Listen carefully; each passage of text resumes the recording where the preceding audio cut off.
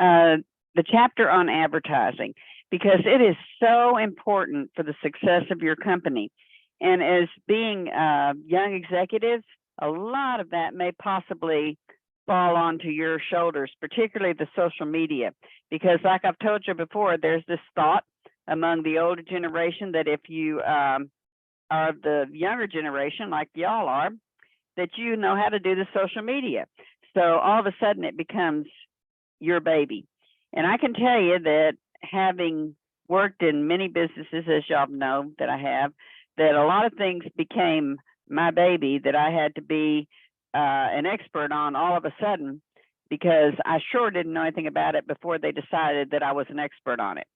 So everything that you learn along the way, believe me, is going to help you out. And advertising is really important because if people don't know about you, then they can't use you.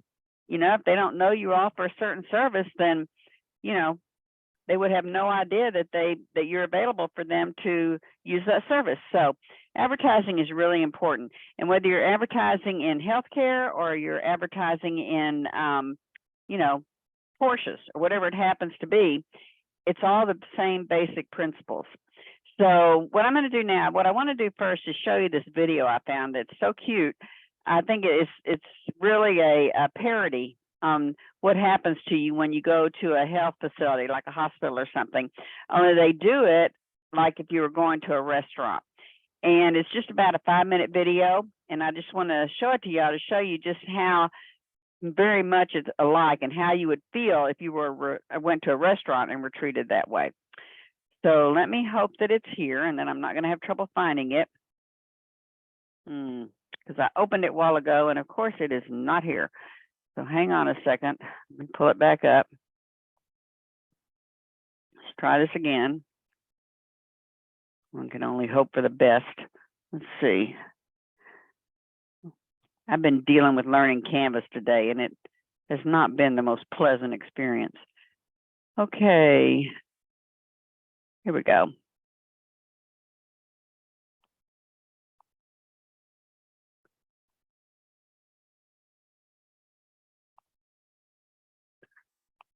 Thank you for calling Le Clinique. How may I help you? It's my wedding anniversary in 2 weeks, and I'd like to make a reservation for dinner. Did you say 2 weeks? I'm afraid the only possibility would be in 6 months and 2 weeks. Well, my wife really wants to eat at a 5-star restaurant, so I guess we'll take that. 8 o'clock? It doesn't work that way, sir. You call us the night before, and we'll let you know when you can come in. Our chef decides whom he wants to serve when. C'est bien? I guess so. Bah, très bien, monsieur. See you then. It will be your privilege to dine with us. Welcome to Le Clinique. Thank you. you. I have a few questions for you. Are you allergic to peanuts? No. Nope. Or to shellfish? No. Have you had any past reactions to bottled water? No. Okay, very good. Janice will see you in the next room. Are either one of you allergic to peanuts or shellfish? Oh, no. No. Oh, perfect. Louis here will take you to your table. Welcome to La Clinique. Thank you. We're a model restaurant. I'm sure you know it's your privilege to dine with us. No, honestly, he's my favorite. Good evening. I understand that tonight is a very special event. Yes. Happy anniversary. Thank you. Thanks. As you can see, the special tonight is the sea bass. So if you're ready to order. We are definitely ready. Honey? I'd like the sea bass, thank you. Excellent choice. It will take a while. Pierre is a very important chef, and he's on a consulting call with another very important chef. I'm sure you understand. Monsieur. I will have the filet mignon. Excellent. And I noticed there are no prices on your menu. Monsieur, we don't know the prices. We'll be bringing you the bills. Are either of you allergic to peanuts? No. Hello. We need you to put these on. It makes it so much easier for our servers. Here you go. Let me help you with this. It's right over the top. If you like to leave your clothes on underneath, if you're more comfortable that way, that's fine. Enjoy your evening. It's so nice to be alone. Good evening. How will you be paying for dinner? Want to talk about that right now? What credit card will you be using? American Express. Oh, perfect. Thank you. Enjoy your meal. I love you. I love you too. Temperature time.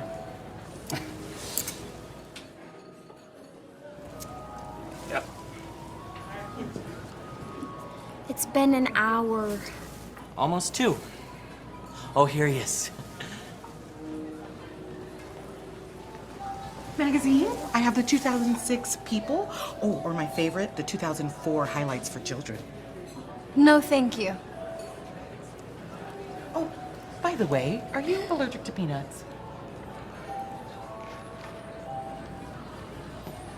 Here we are. We were here a half hour before them, and they've already eaten. Well, they were much hungrier than you. Enjoy.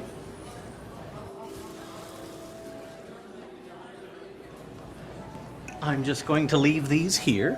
What are all these? Oh, I'm sorry. This is from our bakery. They are specialists. This is from our meat supplier. This, the dishwashers and busboys are a separate company. They bill separately. And this is not a bill. All right? This is not a bill? Thanks for dining with us. Would you fill out a survey?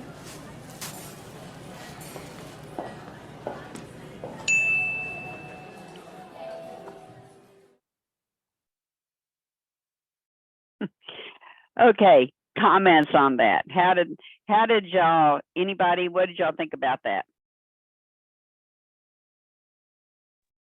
I ask people if they're allergic to shellfish all the time. Did you feel like it was very much like going to a hospital? Oh yeah. Anybody else? Comments? No? Yeah, sadly, it's very relatable, It which really is is. kind of frustrating. Yeah, one of my students this morning said, well, all they needed was a waiting room with shabby furniture. So yeah, I just felt like they did a really good job on that parody. So for y'all as future administrators, you know, y'all will be facing situations like this, people frustrated, irritated, aggravated, you know, and it's going to be your task to see what y'all can do to make it a better world. So anyway, that was just kind of to start y'all off because I thought it was such a neat thing that they did. I thought they did a really good job on that. So, okay. Let's see what we got here in the chat. Yeah, sadly, you're right. Sadly, and relatable and accurate. So, okay. So what we're going to do, I'm going to pull up the PowerPoint now, and we're going to talk a little bit about the chapter, the advertising chapter. And amazingly enough, it's here where it's supposed to be, so I don't have to go hunting for it.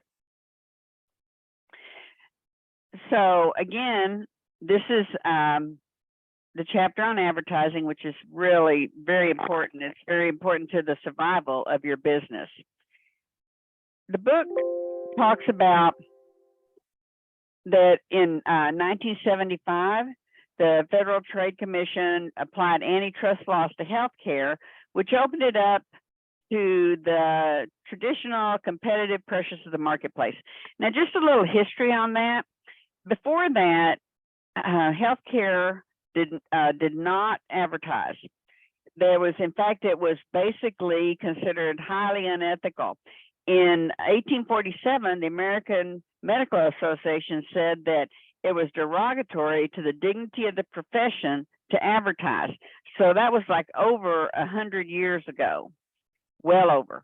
And so it just didn't happen. And learned professions could be, you know, healthcare, lawyers, anybody that was considered professional. And the thought behind it was that if you do a good job and you're ethical, your customers will come. And so there was no need to advertise. And if you advertise, then clearly you must be doing something wrong. You might be some kind of a charlatan or something. So in 1975, they looked to the future and they saw there's getting to be more and more competition. So we're going to have to lift these restrictions and let the healthcare facilities start advertising and letting people know about themselves. But it wasn't really until the early 80s when they came out with some guidelines that the healthcare department actually began to advertise. Now, a little bit of history on that is that many years ago, before 1975, patients really didn't get to choose what hospital they went to. What happened was your primary care or general practitioner would have rights to practice at certain hospitals. And whatever hospital that particular doctor that you went to had rights to practice at, that would be where you would go if you needed to go to the hospital. Because in those years, hospitals didn't have their own staff. They didn't have their own surgeons. They didn't have their own, specialists. If they did have them, they were just a very light staff of them. Mostly people were taken care of by their own physicians. And so what the hospitals did, as you might imagine, was they had to entice the physicians into using their particular hospital. And they did that in a number of ways. They would offer them parking spaces up front. They would offer them really incredible doctor's lounges, like where they could go and relax and take a nap or a shower or whatever. They would even send them on trips, like Caribbean cruises, and they would send them to golf tournaments and national basketball tournaments and buy them golf clubs and all kinds of things that would entice them into swinging their business to their hospital. Well, when that started getting around, then the FTC and a number of other agencies says, oh, no, y'all aren't doing this anymore. This is ridiculous, So they said that these companies could no longer furnish these doctors with all kinds of benefits if they use them. They could no longer give them any kind of set of golf clubs or, whatever it happened to be. Anything that they furnished to the doctors had to then be something that could be used by the patient. Like it might be pens with their names on it, or it might be prescription pads or samples of medicine that was going to be given out to patients. So that whole practice of reeling in the doctors ended in the late 70s, early 80s. And that's when patients began to be able to choose where they wanted to go and have any kind of surgery or whatever happened to be at the hospital. They no longer had to go where the doctor said. That's also about the time that hospitals started having specialists and surgeons and, all these different individuals on staff at the hospital. So the primary care doctor would refer you there, and then, but you could go to wherever your insurance would pay for it. This was like prior to HMOs and all the things that we have now. It was when insurance companies were paying these bills. So all of this kind of started happening within the last 50 years.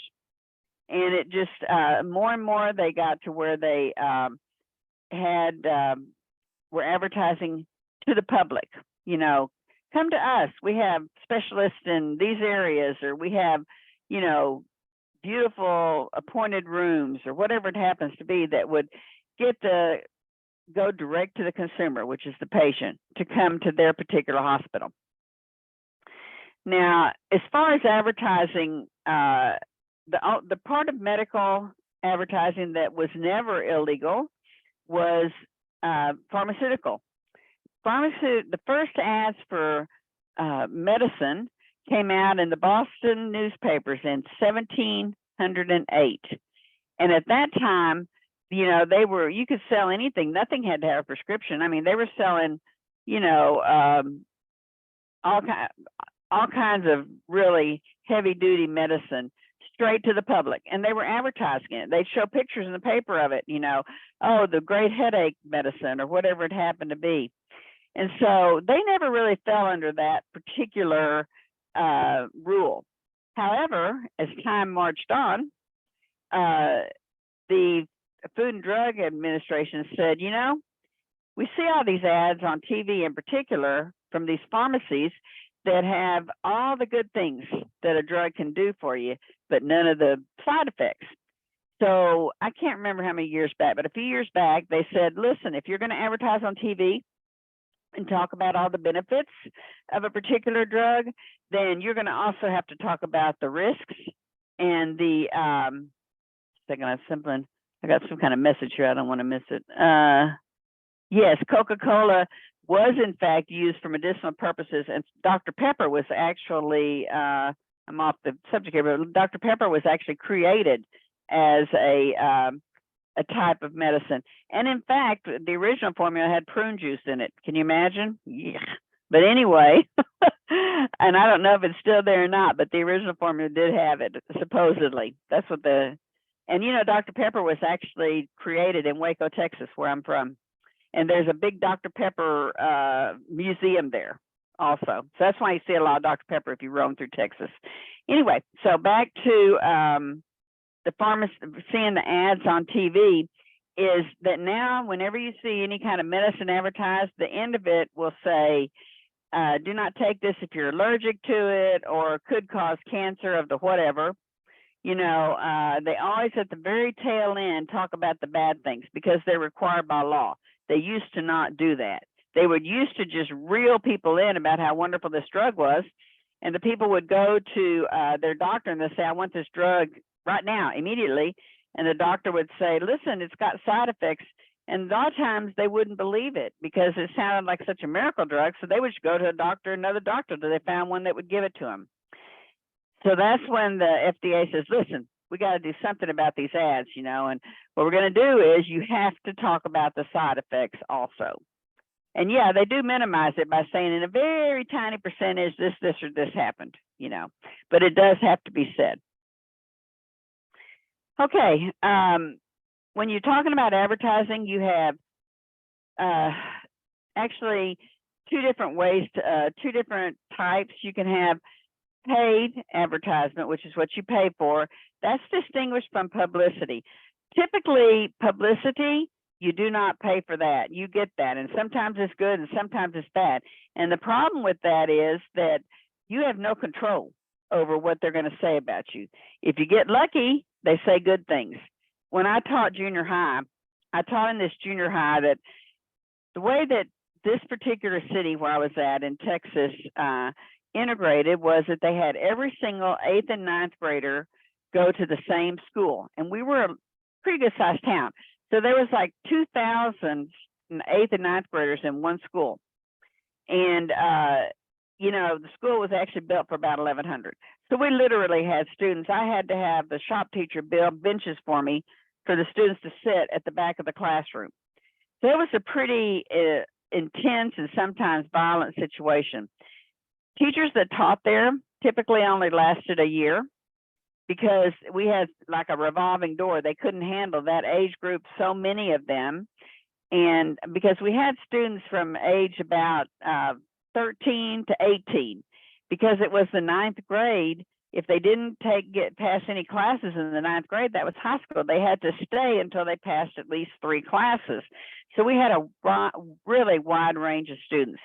So there was a lot of fights and stuff going on. I can't tell you how many times I jumped in the middle of a fight between 2 guys that were about 2 feet taller than me. But in those years, you know, they didn't hit female teachers. Probably they would now. But anyway, it was pretty rough. But whenever I did good things with my class, I would call the police. I would call the radio station, the TV station, the newspaper, whoever would listen. I would have them come out to my classroom so we'd have some good news going out. Now, the problem with all that was that if something bad happened to be going on at the campus at the same day I called them out, then that's what they would publish in the news, not the good thing that was going on. So you have no control over anything that's free like that. But if you can get it, it's a great way to get publicity. Then the other one is non-personal, which is this is distinguished from personal selling. This is when you're sending out a message to the general public, you know, about your business or whatever it happens to be. You're not directing it to a single person. So a lot of advertising for institutions is done that way, for hospitals, for medical, whatever, you know, it's done to where it's just kind of blasted out. And you're hoping that you're hitting your target group.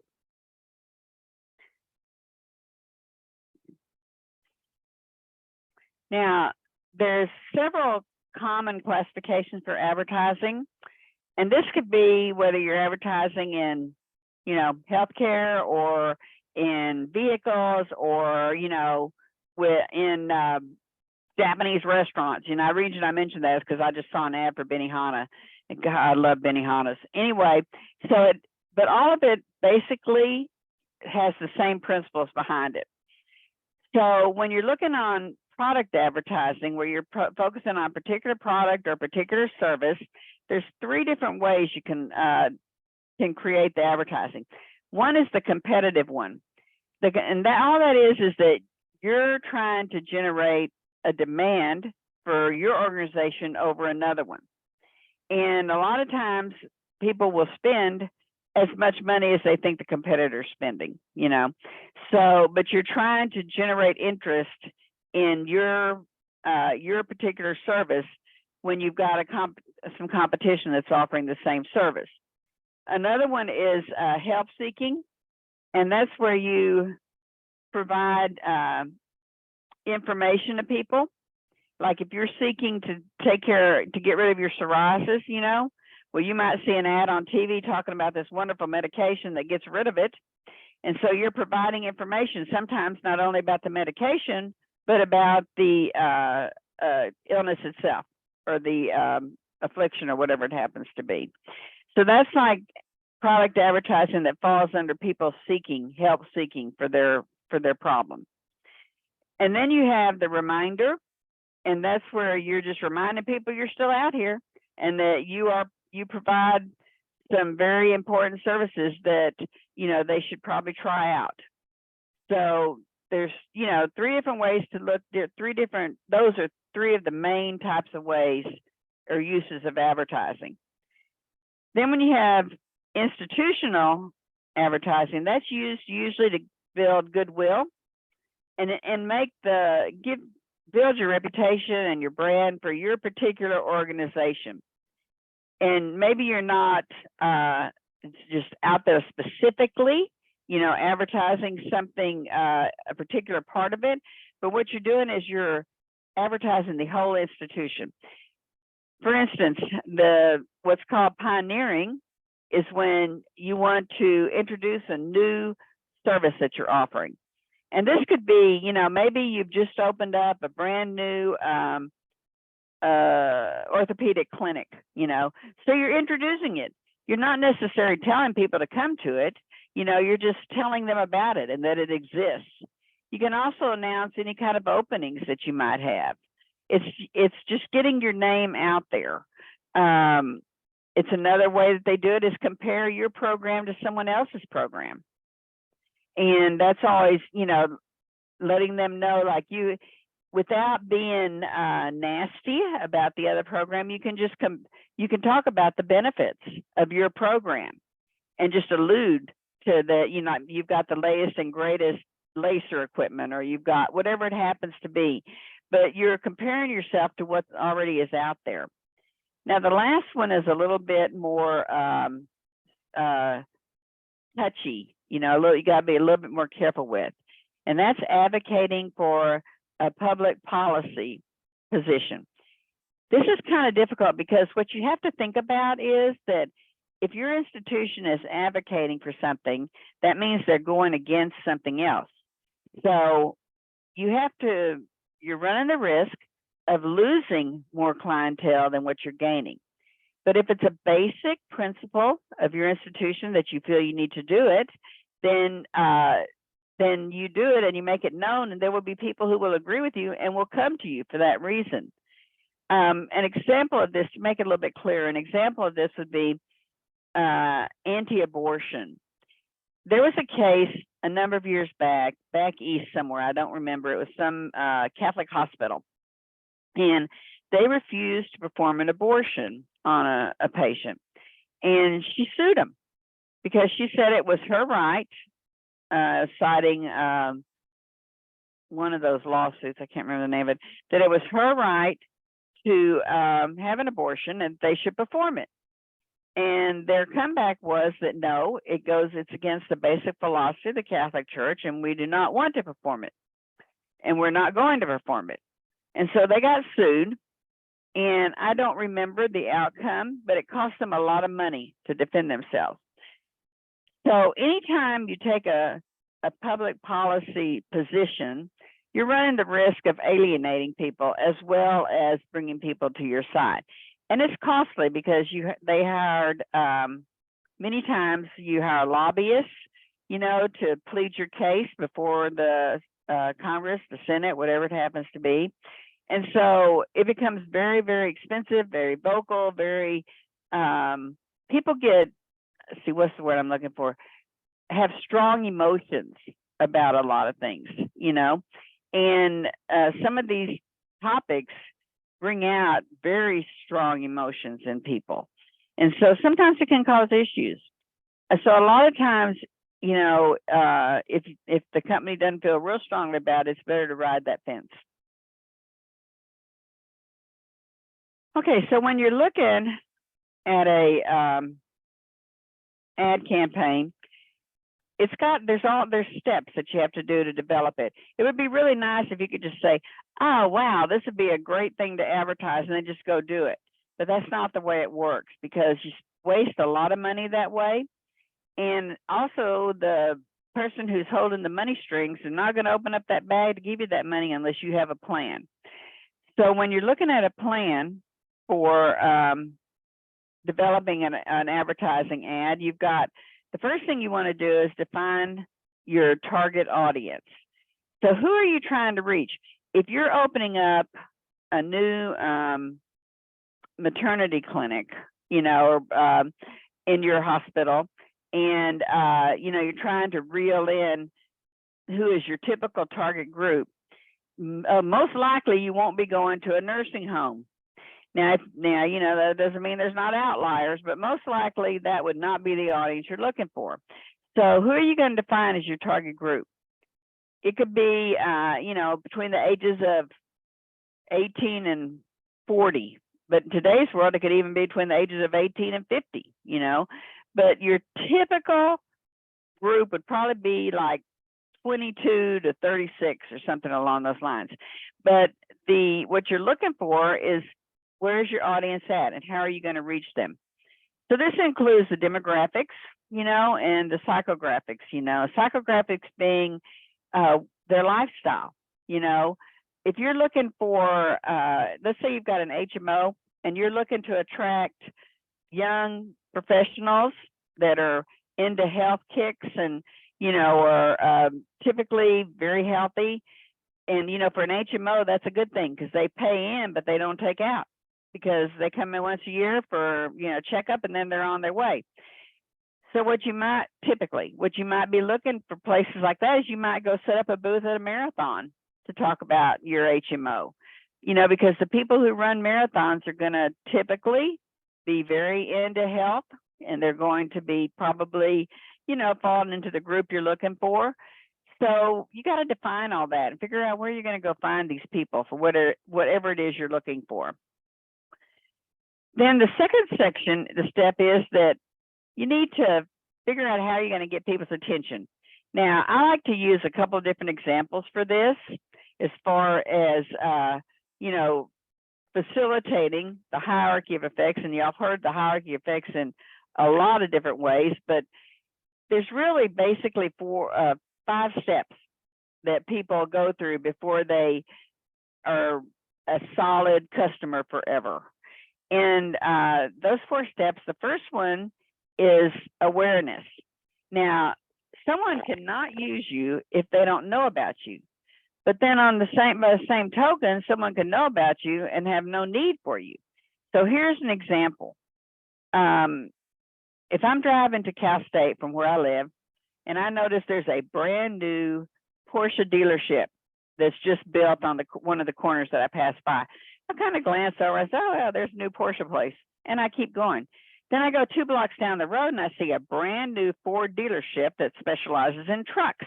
I kind of tap those brakes, you know, and I look over there and I see this great looking Ford 250 with the dualies on the back and jacked up really tall. And I'm thinking, wow, I really like that truck. So, okay, now I'm aware of it. And like with the Porsche, I wasn't the least bit interested. However, with this, when I'm looking at this Ford 250, I'm thinking, wow, that's really a good looking truck. So I go to work, I come back down and, you know, at the afternoon, and I look and I see, wow, that truck is still sitting there. I sure would like to see what it's like to sit inside that truck, you know.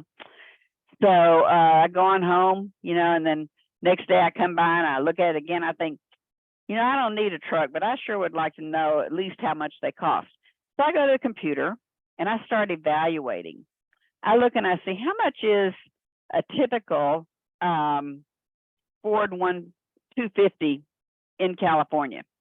Then I think, well, how much is it in Texas? How much is it in Nevada? You know, and let me look and see what the ratings are for this particular dealership. And I look and I see, oh my goodness, they have a 1 for service or whatever it happens to be. So I'm thinking, I don't know whether I want to try that out or not. So I do that my evaluation, and then I say, you know, I just got to drive one of those things. I just got to drive it. So I go and I stop and I try it out, you know, and I think, and I try out what it's like, you know, to drive it. I may have even looked at, you know, the Chevrolet that's equivalent to it, maybe, but you know, I'm from Texas, so we're kind of Ford country, but I may have looked at the Chevrolet that's equivalent to it, but I still ended up back at the Ford place. So I try it out. I fall in love with it. I'm thinking, well, I already love the truck I have, so that means I'm gonna have 2 trucks, you know. So after great deal of thought about it, I try it out, I drive it, I think about it, and I buy it. Okay, so now I'm down to the adoption stage. This dealership gave me the best deal, and when I take it in for service, they are just, you know, Johnny on the spot. You know, they give me a loaner and all these things that you want. So I become, you know, a client for life, basically. So I've gone through all the steps. I became aware of them. I was interested. I evaluated it. I tried it out, and then, you know, I adopted it. And an example of that would be that I got my truck I got in Texas. The person who sold it to me, he moved dealerships. I followed him. So whenever I go to Texas, I have them do all the typical checks on my truck, you know, when I drive to Texas. And, you know, so if I ever buy, which I probably will, another Ford, I will definitely buy from him. So I've adopted it. So all these, you look through all these advertising steps, and that's what happens. And that's what you try to move the client through, or the patient. Now, an example of that on the healthcare level would be, you know, one of the biggest choices that hospitals are really vying for is women who are pregnant. And I can tell you that when my daughter had her 3rd child in Tampa, I went with her to visit the hospitals. You know, like, and they all had these, you know, various things that they advertised that were different and better than the other hospitals to try to reel you in. One of them we went to, they had a suite where the whole family could stay with you, you know, while you're in labor. And, you know, it was really nice, you know, had chairs and a separate little bed. It was really nice. Then the real pull they had was that after you had the baby, the next night, they served you a candlelit dinner with your significant other and a steak, potatoes from a local restaurant. It was catered in. So that was, you know, that was pretty nice. But then we went to another one, which was sat on the Tampa Bay. And so on this one, we made it through all the way to evaluation on that first one. Okay, the next one we went to was the one that sat on Tampa Bay. They had these beautiful rooms for while you're in labor that you looked at over the bay, and you saw sailboats, and, you know, you saw cruise ships, you saw all these things that you could watch. Very peaceful, very beautiful. And, you know, beautiful room, a big, beautiful plate glass windows. I mean, just really a nice place. So for my daughter, that was very enticing to her. And so we made it all the way to, you know, looking at all the evaluations, looked at that one. So she decided that that was the one she was going to start going to. Everything worked out great during her whole pregnancy. She had, she had her baby, and it was a really great experience, the whole thing. And so she said, okay, well, if I have any more kids, I'm coming back here. And she did. And she went back and she had the same place. She didn't even consider anybody else. So everybody goes through these steps before they decide to use a product or a service. Now, what you have to think about with advertising is the main step is they have to be aware of you. And it doesn't matter if they have no interest, then that's what they call like waste. These people are not your target group. They have no interest. But the first step is the awareness. Come on. Okay, then the next thing you have to do is you determine the budget. How are you going to pay for this advertising? And different companies use different types of budgets, different ways of bringing money out there. And all of them have weaknesses for the most part. Some of them are better than others. But let's just look at, for instance, the percentage of sale. What that basically means is that at the end of the year, if you had really great sales, then a percentage of your profit would be going for the next year to advertising. Now, there's a basic fallacy with this, because if your sales are low, then the percentage you get for advertisement is low. Doesn't make a lot of sense that, you know, if you're not selling and you're going to spend less money on advertising where less people are going to know about you. So that's not a great way to decide on how much money to spend. And then you've got the competitive parity, which I kind of mentioned a while ago, and that is where you want to spend the same amount of money as your competitor. And this just doesn't always work. They could have different goals than you. They could be even going after a different target group than you. So, and they could also not know what they're doing and just wasting money. And so you're trying to keep up, basically the old premise of keep up with the Joneses. That's what you're trying to do. You're trying to keep up with the competitor, because the principle is that if you spend as much money as them, you'll get as many clients as them. And that doesn't work either all the time. Then one of the most common ones is all you can afford. At the end of the year, and you look at all the money you've spent and all the money you've made, and you look at what you have left over, and maybe you have enough for an advertising budget and maybe you don't. But again, if you're not doing well, that's when you need to advertise. You need to let people know that you're around. And the final one is the objective, which is the most appropriate, because what this one does is you determine the tasks that you need to do, and then you determine how much that's going to cost you. After you've created a proposal, you determine how much that proposal is going to cost, and then that'll determine how much money they're going to give you. This particular one has been researched, and the hospitals that use this one have a much higher performance on their advertisement. They have much better results. Okay, now when after you've done all that, you have to develop the message, which is, you know, what are you trying to say? You know, and how are you going to go about it? The rationale would be that you try to tell the customer what's important to them. You know, like maybe you have a sliding scale. Maybe you have longer hours. Maybe you have a specialty in pediatrics. But you look at your target group and you try to determine what it is that's important to your target group, and that's what you put in your advertisement. Then you have the emotional appeals, and that's when you try to scare somebody or make them laugh. And what they found is, like, some of the scare tactics are, they'll show a video of a woman that's found out that, you know, she's in 4th stage of some type of cancer, and, you know, had she had this particular test ahead of time, you know, she would not be in this predicament. what they found is that what that does a lot of times is it scares the person, the potential client, into not wanting to go to the doctor because they're afraid of what they're going to find out. So it doesn't work real well with a lot of people. And humor, some people don't think that healthcare is anything to laugh about. I personally get tickled at those goofy ads. Like I saw one a little while ago right before the class where I think it was Liberty Mutual, but it's one of those insurance companies, and this guy's riding I don't know, it's either, I just kind of glanced at it, a Segway or a unicycle or something, but anyway, he didn't know how to stop it.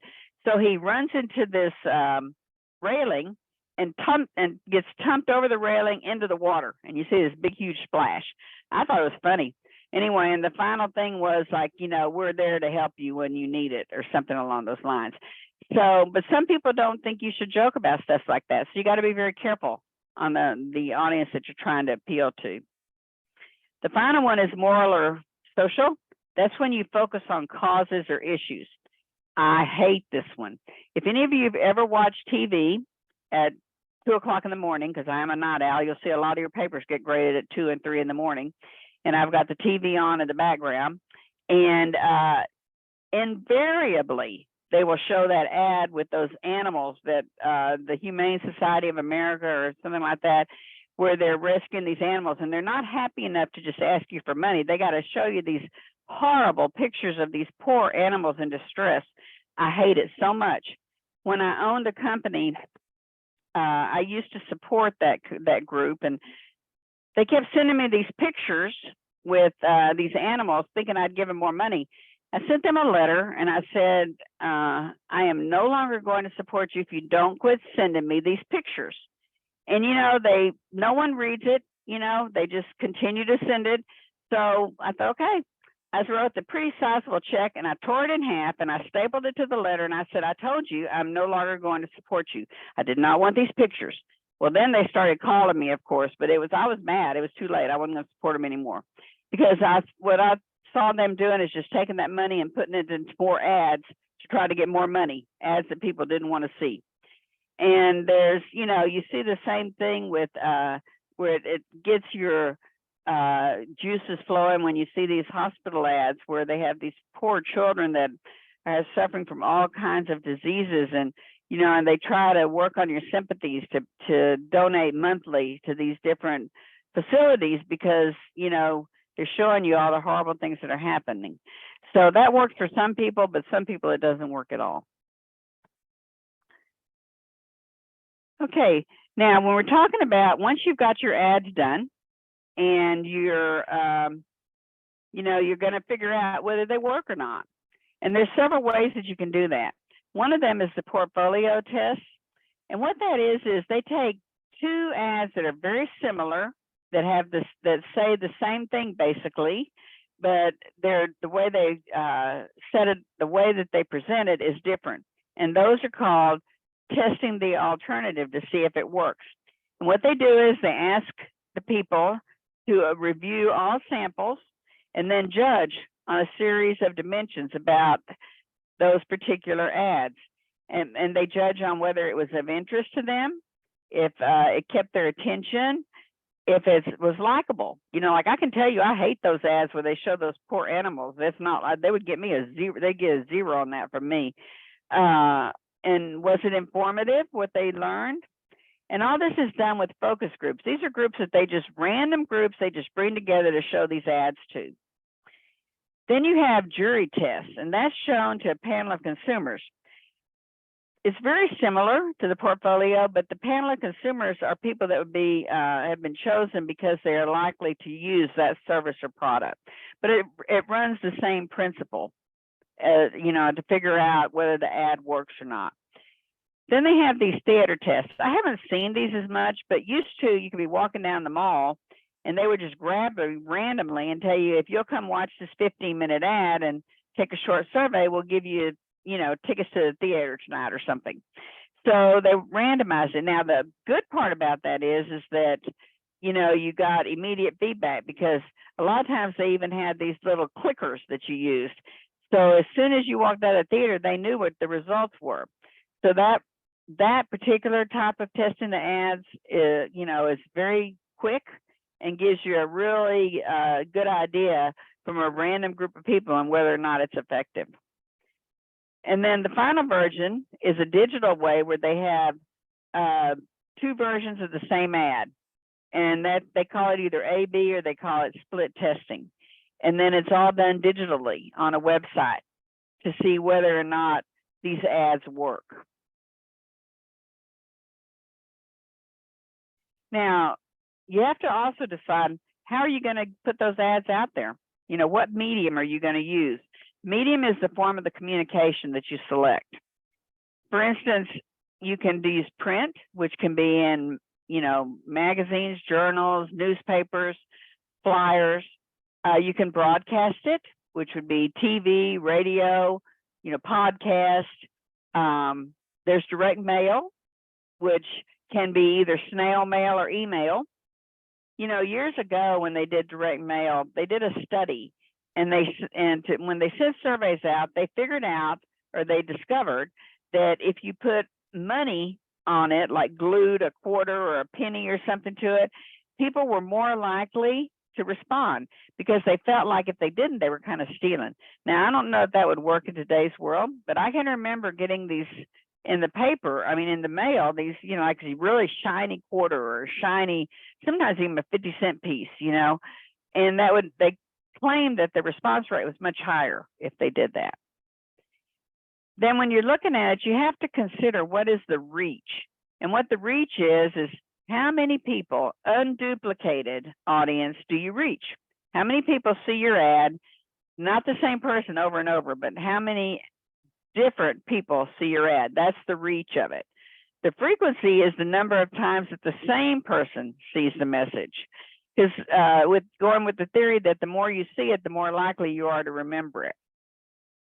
And then waste is when people see it that is not your intended target group and don't care about it. These would be the people that in the nursing home looking at your ad for a maternity ward. So those are three topics you know more than likely will see again, probably on your quiz. But basically, that's what things you have to consider when you're looking at advertising. Okay, then when you're choosing the vehicle, once you choose how you're going to do it, then you need to choose within that medium. For instance, if you decide you're going to do it in magazines or journals, which journals, which magazines? You can't put it in all of them. It's too expensive. If you're going to try to advertise a prescription drug, then most likely, you know, you would put it in like a journal for the AMA or some specific professional journal that would hit that audience, that would be the ones prescribing that drug. You're less likely to get as good of feedback from it if you put it in Cosmopolitan or somewhere like that. So you have to decide where's the best vehicle within your medium that you're going to use. And then you have to figure out how you're going to schedule it. There are seasonal scheduling, which is just like what it says. Most likely you're going to see more advertisements for Benadryl cold medicine, Alka-Seltzer cold medicine, you know, all those kind of medicines in the winter. And it also has to do with where you're at, because for instance, you see ads here for suntan lotion year round, because California basically is year round. It would be the same thing if you went to the Caribbean or to, you know, Cancun or wherever it happened to be, because it's year round. You have beautiful weather for going out in the sun. You will not see very many ads in Alaska for suntan lotion, but it's a specific time of year, or even in Texas, you know, because we have a winter there. And so, you know, it's a lot of ads are seasonal. And then some ads are steady, which you have the same level over a selected period of time. And that could be like Advil. You know, Advil, people get headaches year round. It has, you know, there's no particular season that you get more headaches than others, you know, unless it has to do with allergies. So that would be something you would see ads for year round. Then they have what they call flighting, which is you do a heavy amount for a very short period of time. You know, if you're advertising for, let's say that you're going to have a heart clinic at the hospital, and it's going to be in, you know, first weekend of May. then you're going to advertise heavily, for about 2 months ahead of time probably, and it gets heavier and heavier and heavier. It gets closer, and and then once it's over, then you won't see it again till the next year. So flighting is when you just do it for a specific amount of time, and it's very concentrated. Okay, then if you're looking at print, CPM stands for cost per mil, but it's basically what it costs per 1,000 to print whatever it is you're printing. Television, it's very different depending on what time you choose to have your ad. If you want to have your ad during Andy Griffith at 1 o'clock in the morning or during the nanny, it's going to cost a lot less than having your ad during Super Bowl. So you have to figure out where it is your clientele is most likely to see it and how much money you have to spend. Digital media, Google has different ways that you can pay. They have, cost per 1,000 people that click, cost per click, cost per action. Now, I think I told you the story about when I used to drive the limo in Las Vegas, and all the wedding chapels were paying Google at that time to have their ads show up on the right-hand side, so that when people would type in Vegas wedding chapels, their ad would show up above everybody else's because it would be on the right-hand side, and you would see it as, first. And what would happen is that the less expensive way to do it, if you think everyone that clicks is going to go to your page, is cost per click. So these wedding chapels were so unscrupulous that when there was no business, sometimes the owners would have the people who worked there just sit there and click on these other wedding chapels, click, click, click, with absolutely no intention of buying anything, but they would click it and the wedding chapel would have to pay for that click. So it really became very expensive for them. So you really have to think long and hard about cost per click. Now, cost per action costs more for each one, but it sometimes turns out better because what it is that the person has to click on it and then purchase something. Then you pay Google because the click actually gains you some sort of business. Now, inbound marketing is the effort to drive individuals to your organization's website so they can check it out. Advertising is outbound and one way. You shoot it out there and you hope people see it.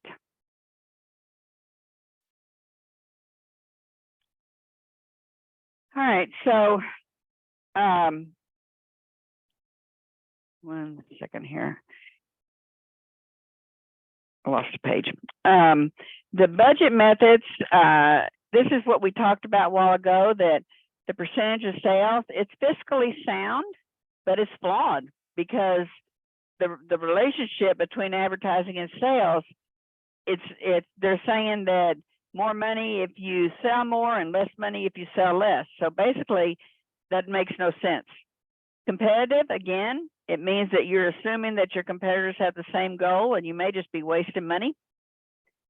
All you can afford, sometimes it'd be a lot of money and you might waste it. Like you may have a lot of money left over at the end, so you go buy a bunch of Yeti cups to give out to customers, thank yous. That's not going to carry you very far and you wasted a lot of money. So the best one is the one where you figure out what you want to do, you create a budget, and then you get the money for that budget. And then finally, there's so many kinds of media. There's, television, radio, podcasting, newspapers, magazines, billboards, direct marketing, digital advertising, streaming media. And I'm sure there's even more now. But the different ways you can advertise. Some of them are expensive and some of them are free.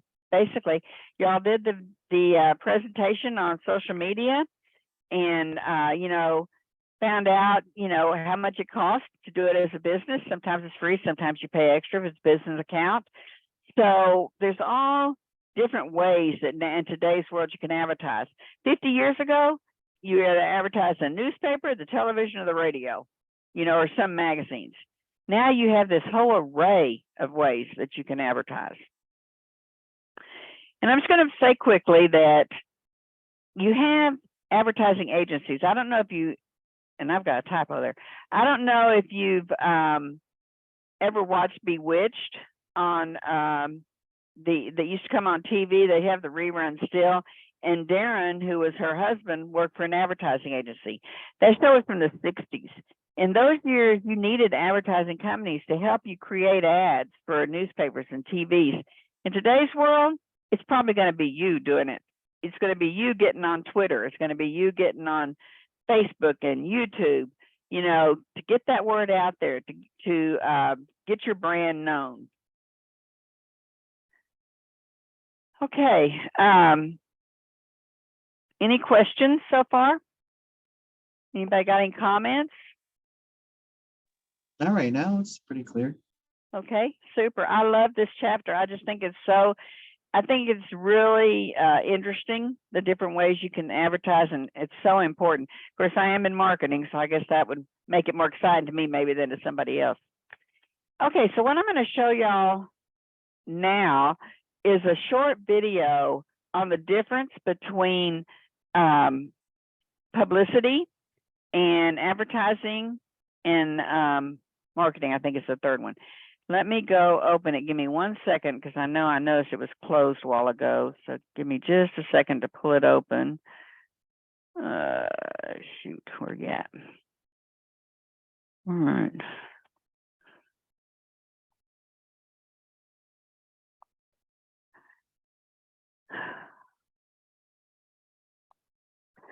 Okay, let's hope it's going to show up for me. It's always sometimes it works, sometimes it doesn't. Okay, here we go.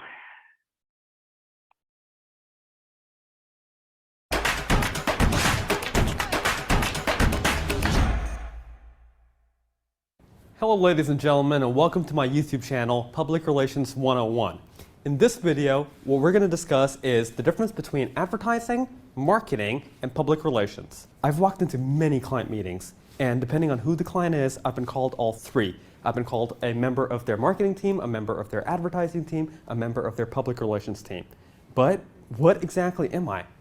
The truth is, I am a public relations practitioner.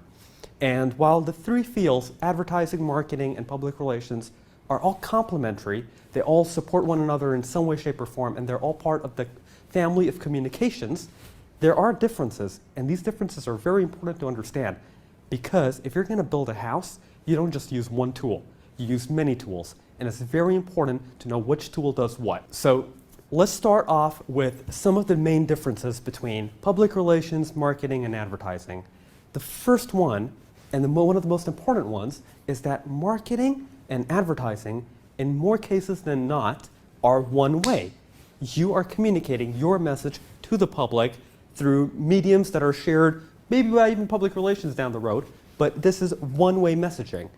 Public relations is not one-way messaging. It allows for dialogue, it allows for engagement, it allows for thought leadership and feedback, and that is one of the main differences, that it is two-way communication. The second main difference is that the proof is in the pudding. With advertising and marketing, the return is often sales. It's not always sales, it's sometimes reputation building, but more often than not, you advertise or you market a product to really sell it. So by the end of your campaign, you can actually see a return on investment, your return on investment on advertising.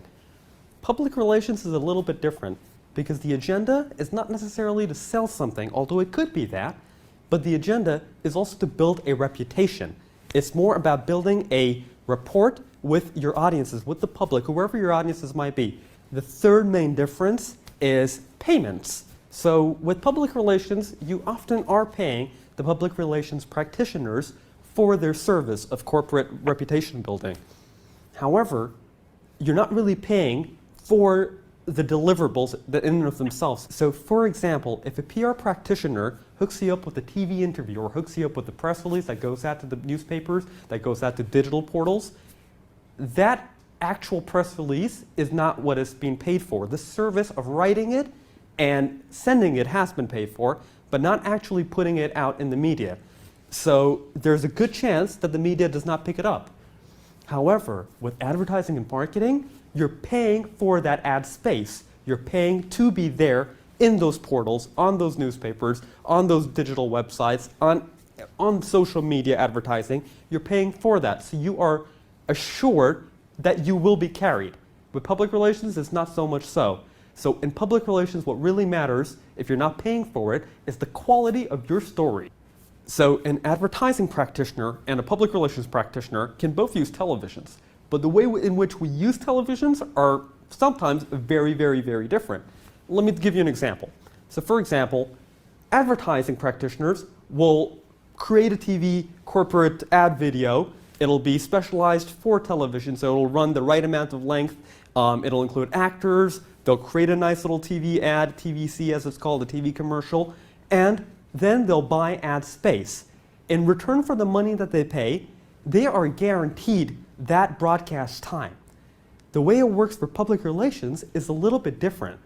What we would do if we had a client who wanted to be on television, or if we recommended that they be on television to promote their views or to promote their thought leadership concepts, then what we would do is we would phone in. So we would phone in, for example, Fox News, or we would phone in CNN, or we would phone in RT or Al Jazeera. And what we would say is, look, our client has this terrific idea about, for example, public relations. The way he views or she views public relations is going to change the world the way we know it. Would you be interested in coming down or having our client come over to you and interview? If they say yes, then the conversation moves on to the next step. There's no money involved. There's no buying ad space. The only buying that happens is them buying our idea. And for them to buy our idea, it better be solid. Thank you for watching. Folks, I post new content. Okay. All right, so another thing I want to share with y'all, and I will send y'all a copy of this so you can read it, but I just want to share a graph with y'all about the do's and don'ts of using social media. So let me believe it's still here. Yeah, here it is. Okay, I think it's really pretty interesting. Maybe some, results that you may not have thought about, but if you look at this chart, I hope you can all see it. This is what brands should and shouldn't use on social media. Now, you can look at the way the chart was done, and it shows that using video clips on social media, 83% of the people thought that was cool. So that's a good thing to do, use little short video clips. Responding to questions, again, 83%. Having conversations, 68%. As you go on down here, you begin to see the things that people don't like. They don't particularly like gifts. It's still,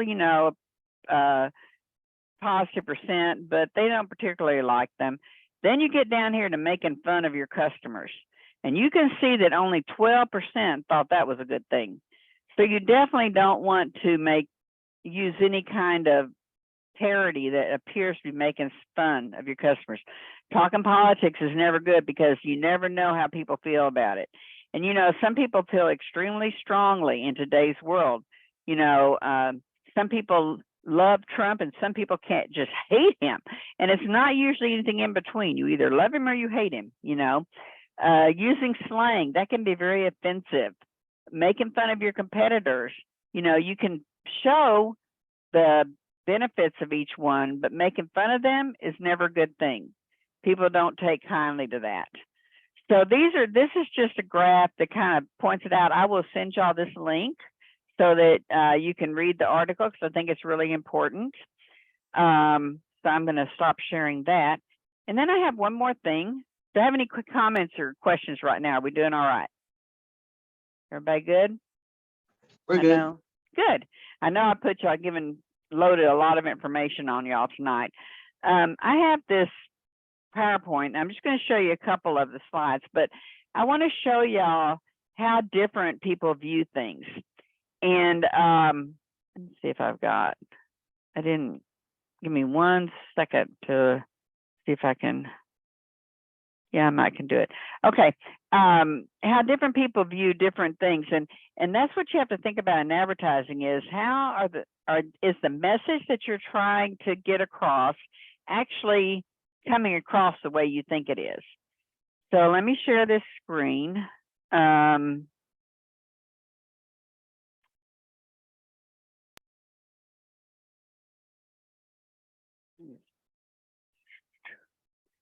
okay. I want y'all to stare at this picture for about 30 seconds. I will tell you when to quit, when to stop, but just stare at that picture. And I'm looking to see if I have a second timer anywhere. Keep staring at it.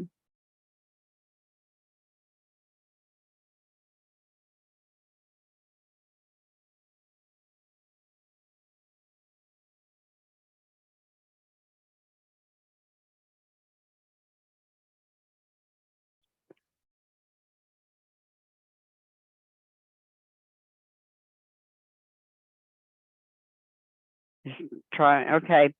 Now look at the wall and blink your eyes as fast as you can and tell me what you, and see what you see.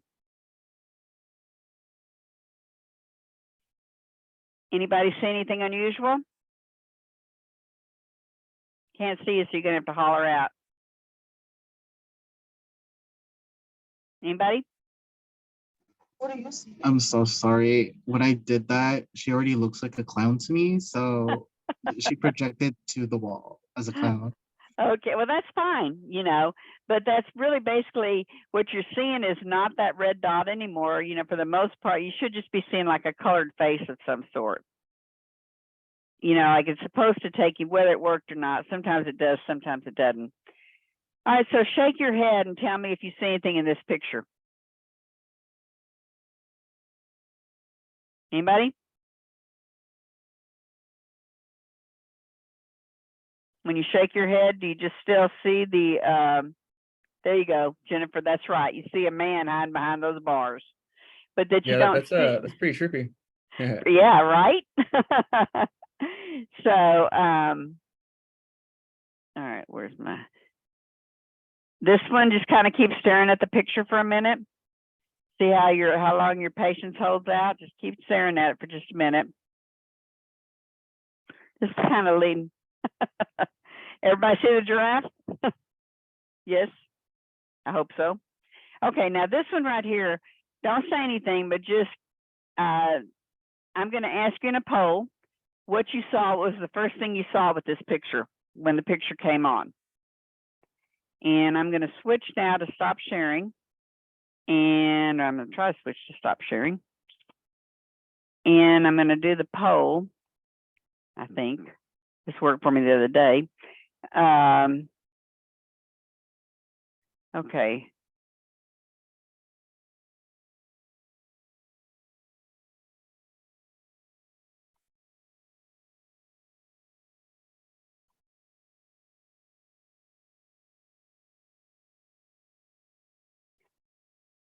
Okay. I'm going to launch it and everybody answer it on what you saw with this picture. First thing.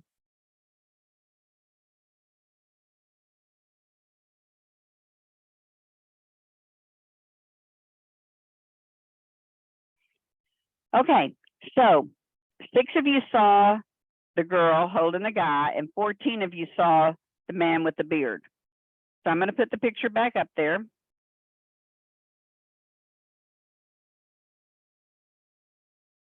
Maybe.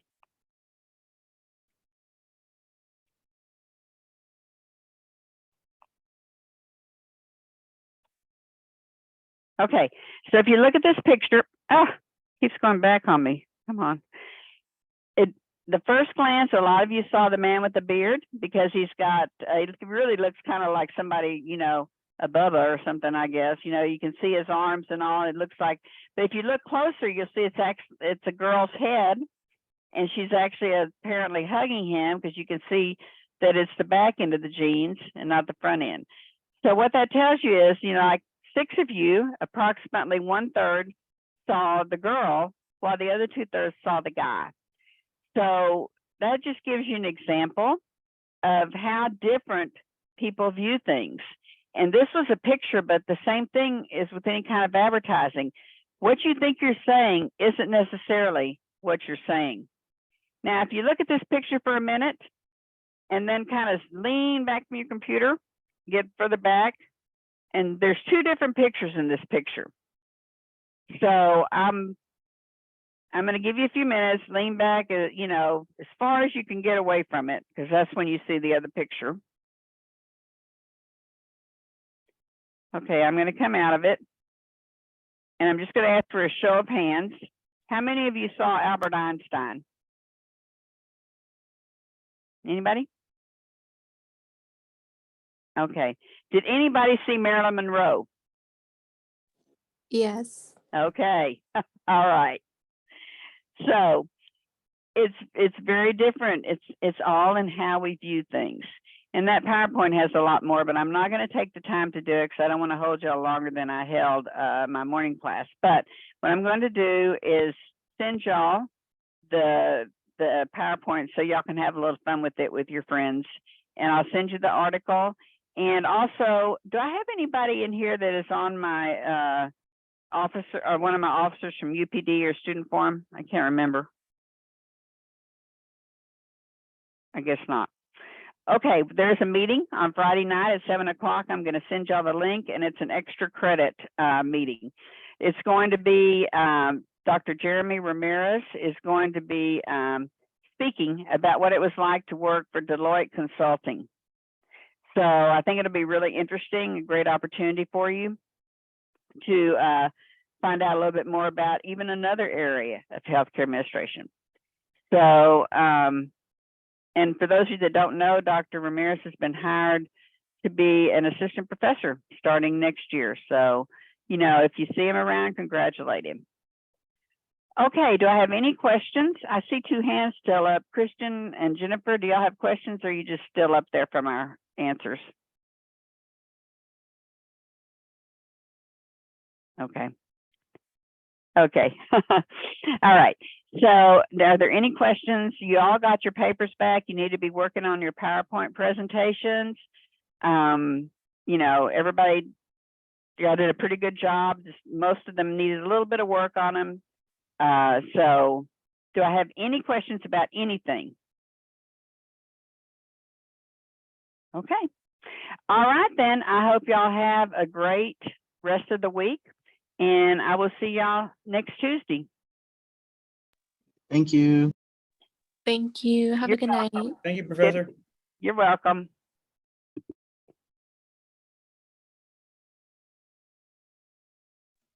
Thank you, Professor. You're welcome. I have a question, Professor. Sure. For the needs assessment, how do you want us to put that in the slides? Like, do you just want us to list the questions like on the slide? Yeah. Okay. Yeah. Okay. That's all you have to do. Okay. Thank you. You're welcome. Jocelyn, you there? Jocelyn.